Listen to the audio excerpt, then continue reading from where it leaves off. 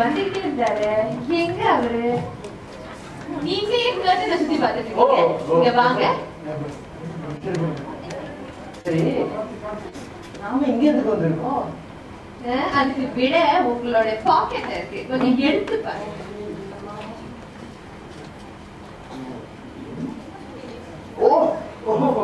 இதுவா? சரி சரி சரி.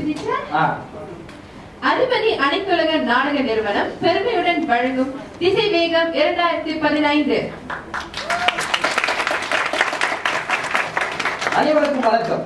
உங்கள் அனைவரையும் வருக வருக என வரவேற்கிறோம். என் பெயர் புவனேஸ்வரி. என் பெயர் விக்னேஸ்வரன். திசைவேகம் தமிழ் டிராமா பெஸ்டிவல் தமிழ் நாடக விழா 3வது ஆண்டாக சாதனையும் வரலாற்றையும் படைத்து வருகிறது. புதியவர்கள் நடிக்க வேண்டும், எழுத வேண்டும், இயக்க வேண்டும் என்பதே எங்களது முயற்சி. திசைவேகம் 2015 புதிதாக இணைக்கப்பட்ட புதிய அங்கங்கள், மாணவர்களுக்கான அதிபதி நாடக பட்டறை மற்றும் தமிழ் நாடக கலந்துரையாடல் தமிழ் டிராமா ஃபோரம். இனி நீங்கள் காணவிருப்பது புதுமைதாசன் பி. கிருஷ்ணன் எழுதி படைத்த வானொலி நாடகம். சிங்கை தமிழர்களின் வாழ்க்கையை சித்தரிக்கும் நகைச்சுவை நாடகம். புதிதாக அடுக்குமாடி வீட்டிலே குடிபோன குடும்பங்களின் கதைதான் இது. நாம் அடுக்கிக் கொண்டே போகலாம் அதன் சாதனைகளை. சிங்கை எல்லை முதல் தாய்லாந்து எல்லை வரை ரசிகர்கள் கூட்டம். முதன்முறையாக அதிபதி அனைத்துலக நாடக நிறுவனம் அத்தகைய பெருமைக்குரிய நாடகத்தை படைக்கவிருக்கிறது. இன்று நீங்கள் காணப்போவதே யுத்த காண்டம். இதோ பி. கிருஷ்ணன் எழுதி நவநீசன் இயக்கிய அடுத்த வீட்டு அண்ணாசாமி.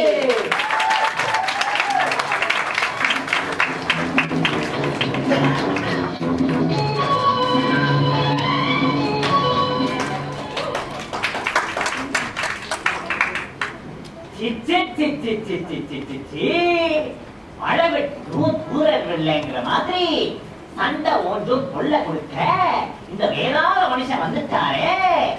ஒரு மனுஷனுக்கு அதிர்ச்சி ஏற்பட்டது உண்டுறேன். அதுக்கு இப்படியே ஆகப்பெரிய நியாயமான அதிர்ச்சி அவரும் நினைக்க முடியலையே. இல்ல இப்ப இந்த மனுஷனை எவங்க இவ்வளவு அவசரமா வர சொன்னா? காலையில எழுந்துச்சு பல்லைக்கு வைக்கல வரங்க. ஆனா பேசிட்டு எப்போ அண்ணன் இங்க வந்து சேர்ந்தாரோ அப்பவே எனக்கு தானா பேசுற நிலைமை ஏற்பட்டு போச்சு. ஓ, எங்க அண்ணனுக்கு சந்தோஷத்துல இப்ப உங்களுக்கு பிரச்சனை தானா வருதா?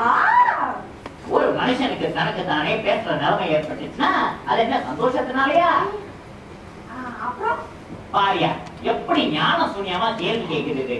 கோகிலவாணி, ஒரு மனுஷன் யாராவது ஒருத்தர் கூட பேசினானா நல்ல சுய புத்தியோட இருக்கான்னு அர்த்தம்.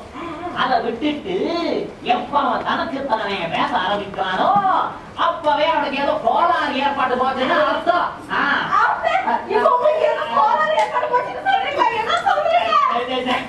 கோளாறுனா ஒரு கோளாறு இல்ல, பலவிதமான கோளாறு. நாமளும் இங்க யுத்த களத்துல இறங்கி நிக்கிறோம். என்னென்ன திட்டங்களோட அந்த குணசுந்தரி அம்மா வருவான்னு நாம இருக்கோம். இதுல உங்க அண்ணன் வேற வந்து சேர்ந்திருக்காரு. இன்னும் கோளாறு ஆகுறதுக்கு என்ன வேணும்? எங்க அண்ணன் வந்ததுக்கும் கோளாறு வந்ததுக்கும் என்ன சம்பந்தம் இருக்கு? என்ன சம்பந்தம் இருக்குன்னு மடத்தனமா கேட்காத. உங்க அண்ணனுக்கும் நம்மள போல சாதாரண வயிறு இருந்துச்சுன்னா நான் கவலைப்பட மாட்டேன். அவருக்கு இருக்கிறதோ வயிறு. அந்த வயிற்றை வச்சுக்கிட்டு அவரால் சும்மா இருக்க முடியுமா? எங்க எல்லாம் இறங்கரைக்கும் அலச ஆரம்பிச்சிடுவாரு. அப்படி அலசுற சமயம் நம்ம பஞ்சாயத்து இவர் கையில கிடைச்சாருன்னா பொடிச்சு அவங்கதான் பாப்பாரு. அப்புறம் எனக்கு வரும் பஞ்சாயத்து வீட்டுக்கு போய் விருது வைக்க சொல்வாரு. அவங்க குணசுந்தரியம்மாவுக்கு பிடிக்குமா? அவங்க இன்னும் ஒதுக்க ஆரம்பிச்சிடுவாங்களே. எங்க அண்ணன் அவ்வளவு சுயமரியாதை. உங்க அண்ணன் சுயமரியாதை பத்தி எனக்குள்ள தெரியும். அண்ணன் பெரிய சுயமரியாதை சிங்கம். போகாம இருந்துருவாரு. இங்க பாரு, அத நம்ம மச்சான் குடும்பத்துக்கும் அவங்க குடும்பத்துக்கும் சண்டையா இருக்கே. நாம அங்க போகலாமான்னு நினைப்பாரா?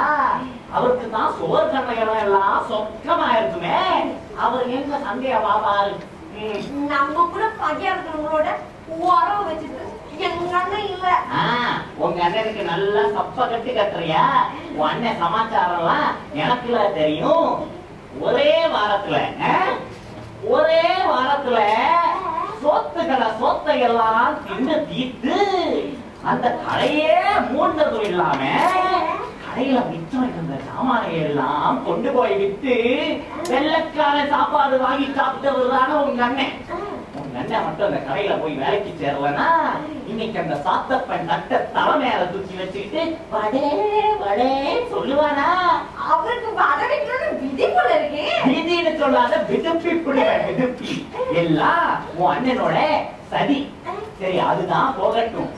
பல ஆயிரம் மைல் கடந்து நம்மளை எல்லாம் ஆசையா பார்த்துட்டு போக வந்தானே சுங்கருமை செங்கல்வராயர் மகன் தனஞ்சயன். ஞாபகம் இருக்கா இல்லையா? அவனை என்ன கதிக்கு ஆளாக்குனாரு?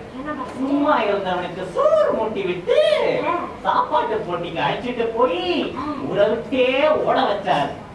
சாப்பாட்டுக்காக இவ்வளவு வேலை செஞ்ச ஒரு மனுஷன் சண்டை வீட்டுல போய் சரணாகதி அடைய மாட்டாருங்கிறது மட்டும் என்ன நிச்சயம்? இப்ப எல்லாத்துக்கும் ஆகப்பெரிய அநியாயமா நம்ம இருமல்காரர் ஆரோக்கியசாமியோட இருமலையும் உசுப்பி விட போறாரே. எந்த நேரத்துல ஆரோக்கியசாமி பேர் வச்சாங்களோ இப்ப அந்த பேருக்கே சம்பந்தம் இல்லாதவர் ஆயிட்டாரு. ஆமா, காலையில உங்க அண்ணன் எங்க போனாரு? அண்ணன் காலையில பசியார் எல்லாத்தையும் முடிச்சிட்டு வெளியே கிளம்பிட்டாரு. பின்ன என்ன உங்க மதியா சூரியன் உச்சி வர வரைக்கும் தூங்கு. பசியாரத்தை எல்லாம் முடிச்சிட்டு தானே போனாரு. என் பசியாராமலே போய் சொல்ல வேண்டியதானே பார்ப்போம். தூங்கும் போது கூட அவருக்கு சாப்பாட்டு நினைவுதான். காலையே 4 இடங்களுக்கு போனாதானே நல்லா இறவை எடுக்க முடியும். ஆமா, நம்ம பையனும் அவர் கூட கிளம்பி போயிட்டானா? அண்ணன்டா கூட்டிட்டு போனாரு. ஆமா ஆமா, முன்னாடி போன இடம் மறந்து போயிருக்கும்ல. அதனால அவசியம் ஒரு ஆளை கூடவே அழைச்சிட்டு போகணும். இன்னைக்கு யார் தலையில கை வைக்க போறாருன்னு தெரியலையே. யாரும் கிடைக்கலன்னா நம்ம ராஜேந்திரன் தலையிலே கை வைக்கிறாரு. என்ன என்னங்க சொல்லு. இல்ல, எங்க அண்ணன் வந்து ரொம்ப நாள் ஆச்சு. அவர் இந்த வாட்டில ஒரு பெரிய விருந்தா வைப்போமா? முதல்ல இங்க ஒரு 4-5 மாசம் இருந்து முடுங்கினாரே, அதெல்லாம் விருது இல்லையா? சும்மா சாப்பிடலாம் விருதாயுமா? சும்மா தின்னது சும்மாவா வந்துச்சு? எல்லாம் இந்த அண்ணாசாமியோட மூல வளத்தினால சம்பாதிச்ச பணம். இன்ன விருந்துங்கிற பேச்சு எடுக்காம பேசாம உன் வேலைய பாரு. விருந்துல வைக்க போறாரா? ஒரு 4 கிலோ யாச்சி வாங்கி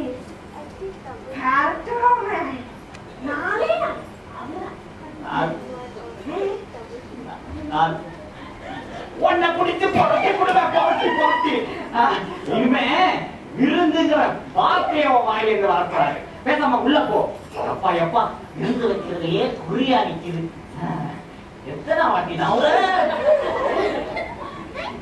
ஒரு மனுஷனுக்கு எத்தனை தடவைதான் விருந்து வச்சுக்கிட்டே இருக்கு. அவனும் தின்னுக்கிட்டே இருக்காரு.